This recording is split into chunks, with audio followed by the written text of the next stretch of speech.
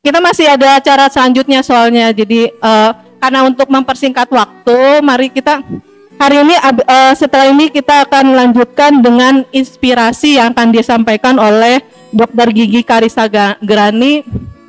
Ini Dr. Gigi Karissa Grani, saya persilakan waktu dan tempat.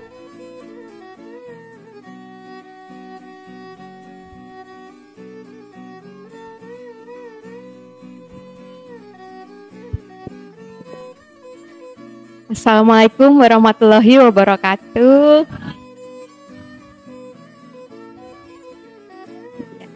Alhamdulillah Rabbil Alamin. Allahumma sholli ala Sayyidina Muhammad. Rabbi shroli sadri wa yassir li amri wahlul 'uqdatam min lisani yafqahu qawli.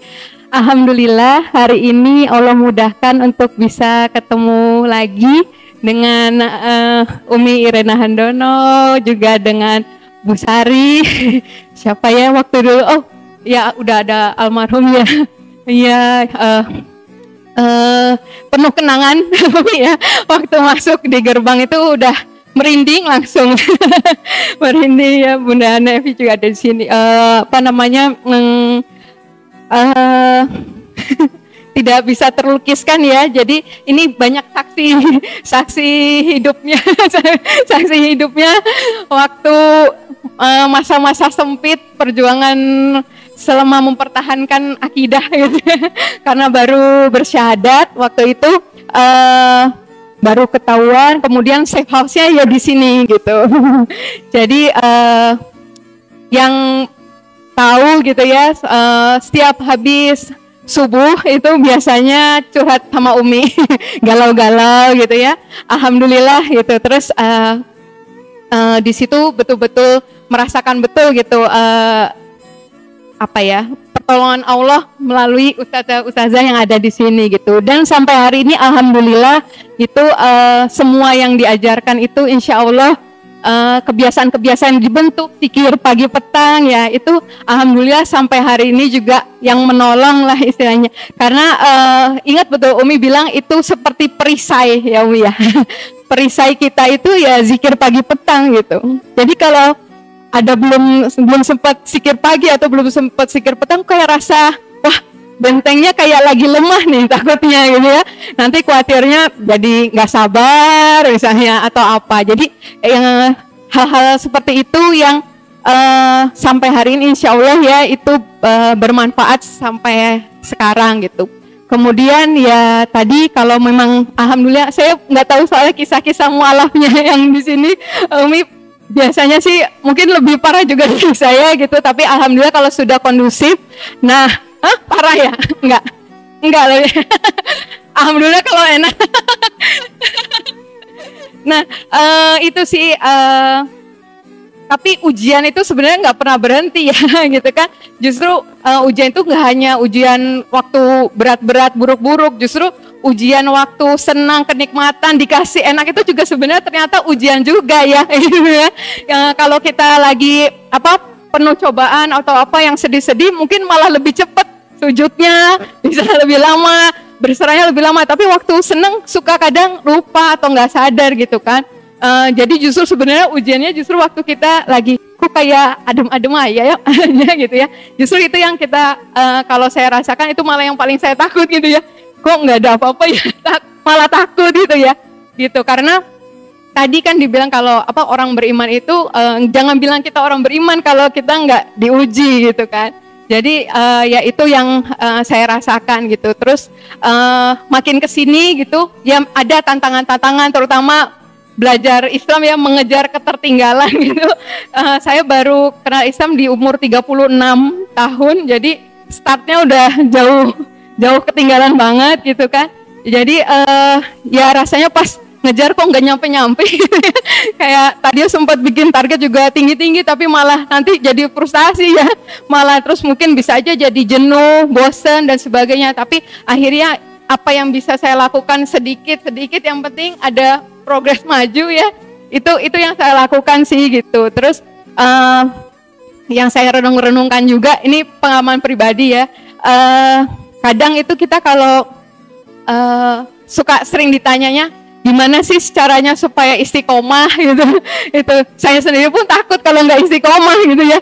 Kalau sekarang bisa begini, nanti berapa tahun lagi saya bisa begitu nggak ya gitu ya, atau bisa makin maju atau makin mundur ya. Itu kekhawatiran saya juga. Tapi sama balik lagi selalu berdoa minta sama Allah kan dikasih istiqomah, karena yang susah kan istiqomah ya gitu. Nah, tapi ternyata kuncinya itu kalau yang saya jalanin sebenarnya kita tuh mudah untuk merasakan nikmatnya, manisnya beribadah, manisnya iman itu ketika kita tuh ya bersih dari dosa, dari maksiat, dari penyakit hati gitu. Karena ya udah ketika kita bersih dari itu kayak udah fitrahnya kita kan pasti mau cari yang benar, mau cari ilmu ya gitu kan, mau semangat beramal solih gitu ya. Itu sih yang saya rasakan gitu.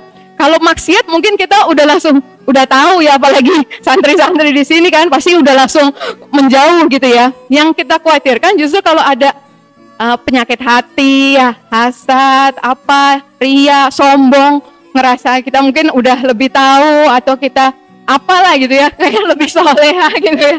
Itu yang kadang mungkin itu yang melunturkan kenikmatan itu sih yang saya rasakan. Jadi akhirnya saya yang paling sering saya lakukan tuh istighfar gitu. Kalau udah malam mau tidur itu muhasabah. Tadi saya saya ada salah apa ya? Salah ngomong apa ya? Saya ada janji apa ya bagi teman gitu ya. Jadi ya kayak berusaha seperti itu sih gitu. Jadi termasuk waktu saya alhamdulillah ya ada rezeki jodoh bisa nikah lagi gitu. Itu dulu kan waktu belum nikah pikirnya khawatirnya ya dosa maksiat lah apa gitu ya segala macam kan. Terus udah nih dalam pernikahan harusnya udah ya, berarti kayaknya udah nggak ada lah dosa yang terlalu menghantui gitu ya kan. Khawatir ya waktu kita belum punya pasangan yang dikhawatirkan itu. Tapi waktu udah punya udah enggak, tapi masa sih aku nggak ada dosa lagi. Justru waktu kita merasa nggak berdosa ya itu berdosa ya. Nah itu sampai akhirnya itu saya saya ada salah apa lagi ya. Oh mungkin saya kurang sebagai ibu, saya kurang sebagai istri gitu. Sekarang ada lagi amal yang dilakukan. Habis duha saya istiqoroh. Istiqorohnya bukan menentukan jodoh lagi. Istiqorohnya ya Allah beri petunjuk supaya hari ini saya bisa ngambil keputusan yang benar waktu mendidik anak, waktu melayani suami, menyenangkan suami, waktu di kantor, waktu di pekerjaan. Itu sih yang insya Allah kalau kita sering bermuhasabah, istighfar, minta ampun sama Allah, banyak sholat taubat gitu, insya Allah kita akan selalu berada dalam manisnya iman, manisnya hidayah ya yang mahal banget. Kita orang-orang beruntung, orang-orang pilihan Allah dari miliaran orang di dunia. Oh Allah masih sempat ingat sama kita, masih ambil kita untuk kembali sama Allah yang benar. Itu yang nikmat yang harus selalu kita syukurin di setiap sujud kita. Mungkin itu yang bisa saya sampaikan. Wallahu a'lam bishawab. Wassalamualaikum warahmatullahi wabarakatuh.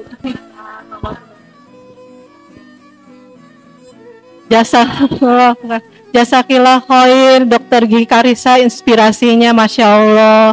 Gimana, sudah terinspirasi kawan-kawan sekalian? Makanya banyak-banyak istighfar dan muhasabah itu yang kayak saya tanya. Itu penting banget memang benar. Istighfar dan muhasabah. Mari, nah setelah itu kita mau dapat inspirasi lagi nih selanjutnya. Ada yang mau mewakili katanya untuk testimoni, namanya Kak Utari ya. Kak Utari kami persilakan untuk kita dengarkan inspirasinya dari testimoninya.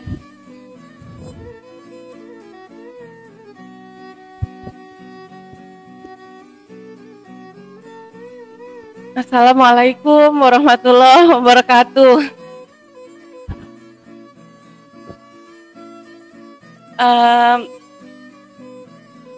Terima kasih saya ucapkan. Perkenalkan, saya Utari. Saya mu'alaf pada tahun 2017. Saya menjadi santri di Yayasan Irena Center dari bulan Januari hingga bulan Maret 2023. Perbedaan yang saya rasakan sejak saya dibimbing di Irena Center, saya 2017 sampai 2023 itu kan lama ya waktunya. Tetapi sejak saya kenal dan dibimbing di Yayasan Irene Center ini, saya merasakan menjadi lebih yakin dan percaya diri untuk menjadi seorang muslim yang tadinya hanya pindah aja jadi mualaf, sekarang menjadi lebih tenang di hati. Saya mengucapkan terima kasih kepada Umi, kepada ustazah-ustazah yang sudah membimbing tanpa pamrih, memberikan ilmu setiap hari. Kadang kita nggak bisa off cam, kadang kita sudah lagi sibuk, tapi tetap terus ngajar. Terima kasih sekali atas dedikasinya. Semoga Yayasan Irene Center terus berkembang, membantu banyak mualaf-mualaf yang di luar sana untuk menemukan jati diri mereka. Saya agak demam panggung. Mohon maaf ya. Iya. Sementara itu aja. Makasih Dokter Karissa atas penyemangatnya tadi, luar biasa. Iya. Wassalamualaikum warahmatullahi wabarakatuh.